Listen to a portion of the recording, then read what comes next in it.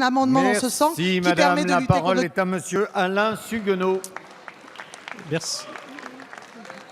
Merci, Monsieur le Président. Ma question s'adresse à Madame la ministre de l'Éducation nationale. Madame la ministre, depuis quelques jours, le Président de la République a beau jeu d'indiquer que les réformes promises seront mises en œuvre. Mais quelle réforme? La demi-réforme votée avec le 49.3 qui ne change rien au quotidien des Français, une loi Macron qui a fait pchit, une réforme constitutionnelle qui a fait splash et une loi El Khomri qui va faire plouf. Et des quarts de mesure, et que dire de l'école? Madame la ministre, la semaine dernière, vous avez tenu en grande pompe les journées de la refondation, rassemblement très médiatique aux allures de bilan et de satisfecit gouvernemental, alors que les différends avec les enseignants, les parents d'élèves et les élus ne cessent de se multiplier.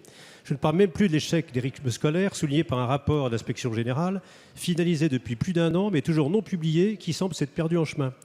Il est vrai que ce rapport est un réquisitoire sur l'efficacité pédagogique de cette réforme, et bien sûr sur le coût qu'elle représente pour les collectivités, les familles et la fatigue des élèves.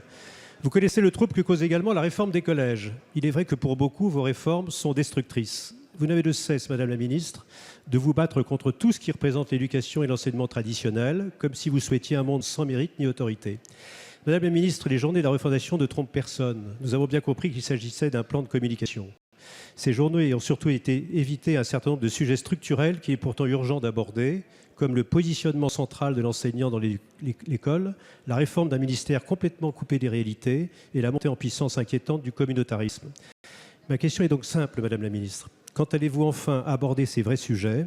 Je crains que la seule augmentation de 800 € de nos instituteurs, pourtant méritée, ne suffise pas en effet à revaloriser l'école et à rassurer ceux qui croyaient que l'école devait être une priorité et que vous ne cessez de décevoir. Si la parole est à Madame Najat Vallaud-Belkacem, ministre de l'Éducation nationale, de l'Enseignement supérieur et de la Recherche. Merci, Monsieur le Président, Mesdames et Messieurs les députés, Monsieur le député Alain Suguenot, merci pour votre question, que j'ai écoutée avec la plus grande attention. Donc j'en retiens que vous considérez comme juste et méritée l'augmentation du salaire des professeurs d'école, mais que vous nous reprochez de l'avoir réalisée.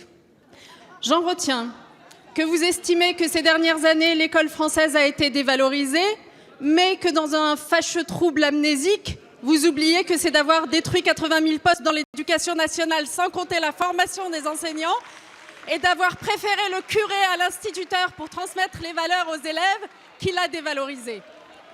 J'en retiens que vous aimez l'excellence, mais que rien ne vous choque à voir sortir du système scolaire sans qualification un élève sur 4. Monsieur Marty.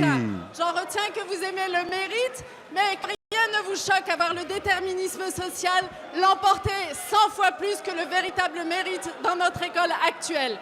J'en retiens, cher monsieur le député Suguenot, que la fatigue des enfants, désormais scolarisés sur 5 jours au lieu de 4, vous émeut, mais que lorsqu'on les pressurait sur 4 journées avec des dégradations de résultats scolaires qu'on connaissait, ça ne vous faisait ni chaud ni froid.